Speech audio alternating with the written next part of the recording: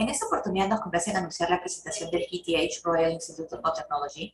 El Real Instituto de Tecnología es una universidad de Estocolmo, Suecia, una de las instituciones técnicas líderes en Europa, y nos acompaña su representante, Mr. Magnus Lindqvist, a quien damos la bienvenida. Les informamos que las preguntas que surjan durante esta exposición serán recopiladas por nuestro equipo técnico y las alcanzaremos a nuestro expositor en los minutos finales. Tomando en cuenta que esta es una universidad de habla inglesa, la exposición será en este idioma. Good morning, Mr. Magnus. Welcome to our fair. Thank you so much for accepting our invitation. You can go ahead now with your presentation, please. Thank you very much, Ms. Lilian. It's a pleasure to be here, and I'm also happy to be able to present KTH to all of the interested students who have an interest to come to our campus and to Sweden. My name is Magnus Lindqvist, and I work at the International Relations Office at our university. So I will be happy to present for you now at the university and also answer your questions afterwards. Okay, so let's start. So the KTH Royal Institute of Technology, we are located in the city capital of Stockholm. And what I will present to you today is mainly focused on our master studies and also to show you a little bit about our university. Basically, we have three pillars that we would like to present to you, which are also the objectives of our offer for studies at KTH. First, it's that we could provide you with a master degree of the highest international standard. Second, it's innovative thinking and an entrepreneurial mindset. This is something that we incorporate throughout our programs and also in our ecosystem throughout the university. We like to promote innovation and entrepreneurship to our students and researchers and also staff. So we have different kind of ecosystems and funnels for this. And thirdly, we would like you to have 2 years in one of the world's safest and most livable cities also. And it's a city that we ourselves like very much to live in. So in Sweden, we are a very open multicultural society, and we are also quite used to welcoming students from all around the world. We are quite ethnically mixed in Sweden. So we have both visitors and tourists and immigrants living and working in Sweden, and of course, students from all around the world. As you can see here, you could find Sweden in the top north of Europe. We're quite an Arctic country. Actually, part of Sweden is north of the polar circle, so it's considered to be Arctic territory. And that you can see on the second image from the left. So it's not very densely populated. We're 10 million inhabitants in Sweden, and we're fourth in size in the countries of Europe. So we're quite a big country, but few in inhabitants in populations. So if you like nature and if you like outdoors, then I guess that you will be very happy and satisfied in Sweden. And then we also receive a lot of interest from all around the world in the Nordic lights that you can see mainly from December to March. In the north of Sweden, there are plenty of opportunities to see the auroras as well. And another thing that is we're quite proud of in Sweden is that we focus also on gender equality. So in this ranking, we are considered to be also one of the most equal and equality countries in the world. Of course, when you think about studying in Sweden, it could be interesting to know a little bit more how we look on the cooperation with the Swedish industry and companies. And we have some multinational companies which are quite present around the world. And I know that many of them are also active in Peru. So maybe you have heard of some of these companies that we have put on this presentation, like Volvo, you also have Scania, Electrolux, ABB, H&M for the clothing brand, Ericsson, and which I know are not very present in South America yet, but will be so. And they are planning to open a lot of warehouses. It's IKEA. So when it comes to this, we work very closely with the industry. So right now we're ranked number 3 in the world when it comes to innovation. And some of the Swedish innovations that you have seen probably, or even been in contact with, are on the right side stated, like Skype, Spotify. Maybe some of you use Bluetooth, I guess quite a lot. Also the seatbelt.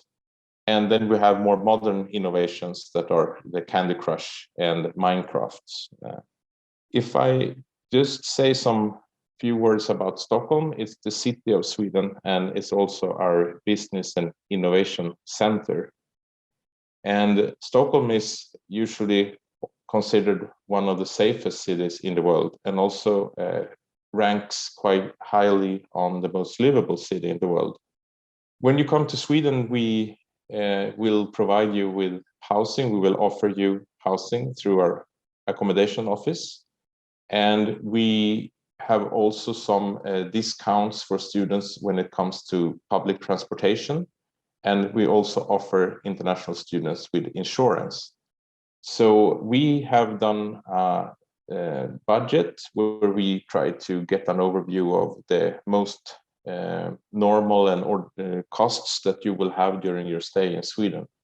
And this monthly student budget will include things like housing, food, medical care insurance, travel, phone, and so on. So as you can see, we estimate that perhaps around $900 to $1,000 per month, that will pretty much cover the most of your expenses if you live as an ordinary student, of course. And then I will go into our university and our campus. So KTH, we were established in 1827, so we are soon to become 200 years old as a university. And some of you might wonder why it's called the Royal Institute of Technology. And the reason for this is that we have our king, called the 16th Gustav. He is the guardian of the university. So he doesn't have an active role inside the university, but he is very much interested in promoting and being involved in some of the promotions and some of the marketing we do for the university. So in that sense, we're very happy that he's considering us as under his protection. And we consist our campus around 13,000 students, 2,000 PhD, 300 professors, full-time professors, and around 5,000 in the administrative staff. And here you can see the layout of our campus. So what you see here is actually the city center of Stockholm. And you can see that our campus, what you see almost here in the middle of the photo, it's the campus where you will find our library, student union, many of our classrooms and sport facilities. We also have accommodation and our courtyard here. So that's the old part of the campus. And that is the main place where your studies will take place. Then we have satellite campuses around. So we have in the north, we have IT, a telecommunication and innovation campus, which is very close located to the Swedish industry within telecommunication and computer science. And it's actually one of the biggest innovation hubs in Europe. And then also we have a campus in the south, where it's quite a lot of cooperation with industries like Scania and AstraZeneca, which produce trucks and medicine. So that's more of where we have the industrial production part of our campus. And we also have other campuses focusing on medical technology and so on. We have had some pretty high-level visits to our campus. So here we had a visit, it's quite some years ago, where we had a visit from Barack Obama. And when he did his state visit to Sweden, he expressed a strong interest that he would like to visit KTH. So we had the pleasure to receive him. And then we also had the pleasure of receiving the late Stephen Hawking to KTH. And we are right now, we're ranked among the top 100 universities in the QS World Rankings. We offer all our students arrival service when you come to Sweden to start your studies. We also have a reception, a KTH entrée, we call it, where we help you to settle in and get your student registration and your IT cards for our university as well. And I will just briefly mention very shortly the overview of our programs. So we have around 60 master programs, and this is divided among our faculties. We are an engineering university, and science and engineering is our topic. And then I will just present to you some of the programs that we offer. First, I would just like to say that in Sweden, we apply the Bologna process. So I guess that most of you are familiar with the Bologna process, that we have a 3+2. So you do 3 years of bachelor studies, and then you do 2 years of master studies. And since I will speak, or I'm speaking mostly about the master studies, you can see that the master program consists of 4 semesters. So it's 1 year, 1.5 years of courses, and then the final semester, the 4th semester on the 2nd year, it's a semester for your thesis project. So it's 20 weeks for you to design your own thesis and do your degree project in that area. We have quite a lot of programs within architecture and civil engineering. So all these dots that you see are actually programs, 2-year programs that you can apply to. So here, the most common and most traditional are the civil engineering and also the architecture. And then we have some other in a different kind of lighting design or in sustainable urban planning. The lighting design, as you see, is a 1-year program. The rest are 2-year programs. And then electrical engineering and computer science, which is in one of our schools, where we highlight, of course, all that has with machine learning, artificial intelligence, electronics, and also power engineering. And then our engineering school, where we have aerospace engineering and also railway and vehicle. So it's very much different kind of engineerings within mechanical engineering, but we have different specialization already in the design of the program.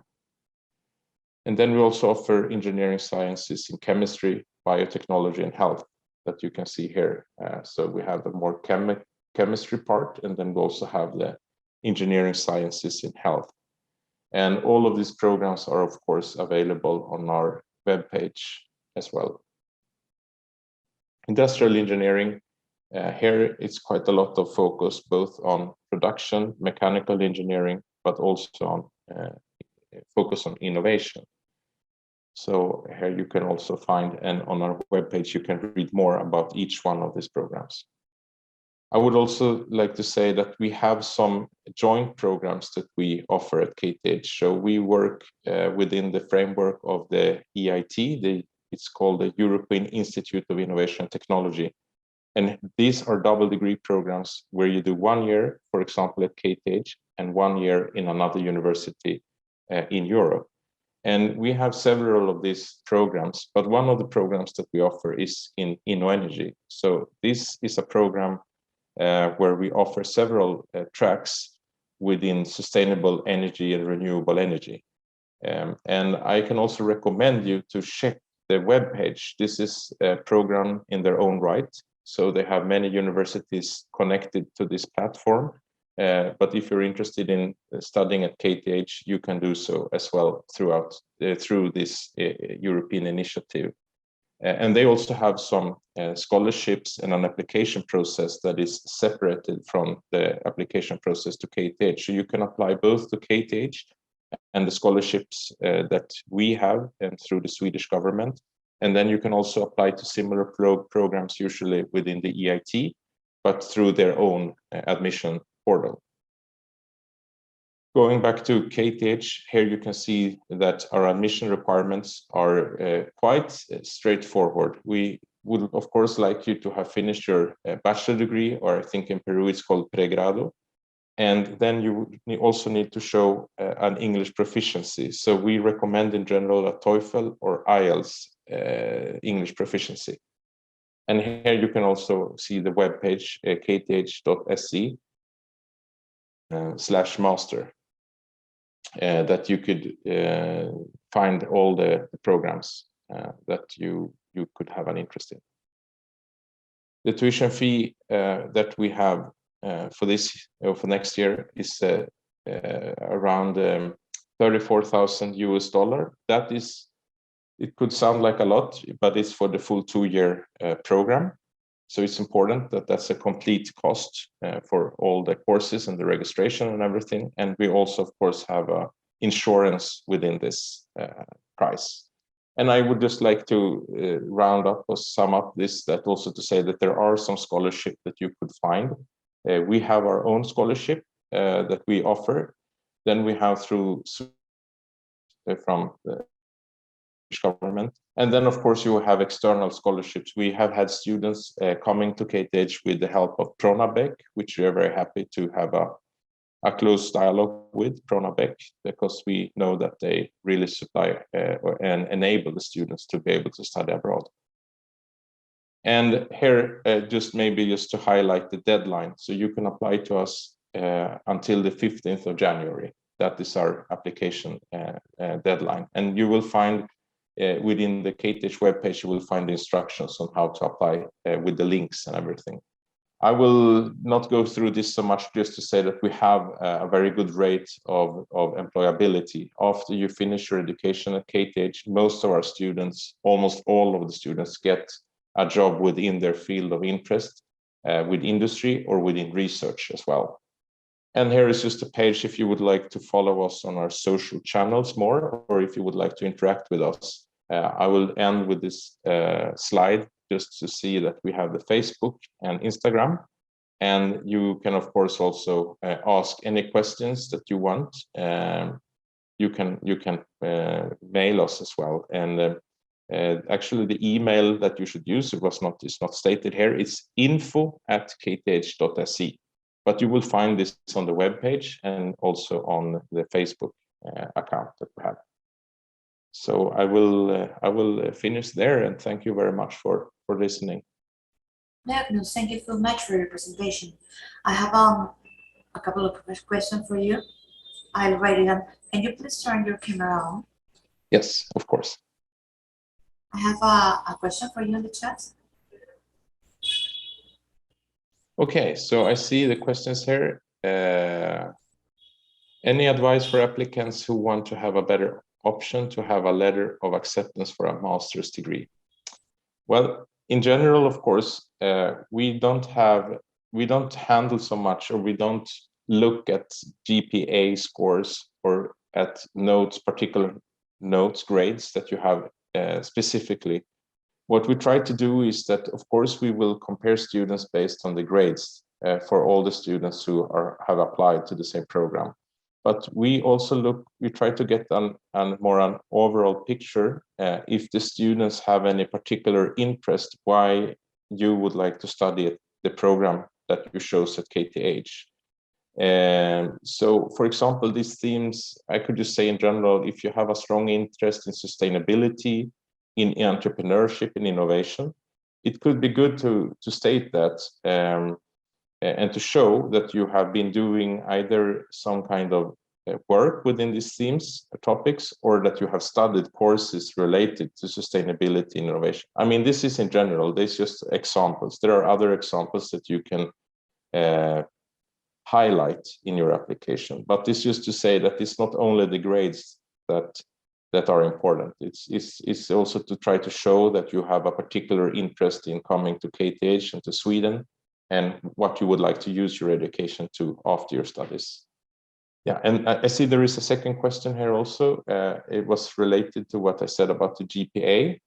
And this is also good to state that we don't have a minimum GPA. We look at all the applicants who fulfill the requirements, that you have a bachelor, a pregrado, and that you have the English, either that you studied your degree in English or that you have an English proficiency test. And with those two criteria, you're actually pretty much fulfilling the requirements to apply. And actually, yeah, I see if there are special requirements related to architecture, and this is a very good question, because it's exactly these programs where there is a kind of an extra requirement, and that is, of course, that usually for the architecture program, you need to have a portfolio where you can showcase what you have done before. So that's the difference, that you have a little bit more history where you need to show what you have done previously. Magnus, I think we are done with the audience, and looks like there are no more questions for you. Once again, thank you so much for your participation. We really look forward to see you at the next fair next year. Thank you so much. I participated in one fair in Arequipa, Yes. and that was an amazing experience. So I have been waiting to get the chance to come back to Peru and to visit you and to meet you on site.